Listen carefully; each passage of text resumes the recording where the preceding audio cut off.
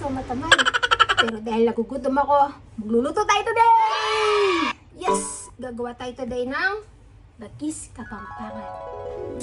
Bagis Kapampangan is a dish from kalabaw.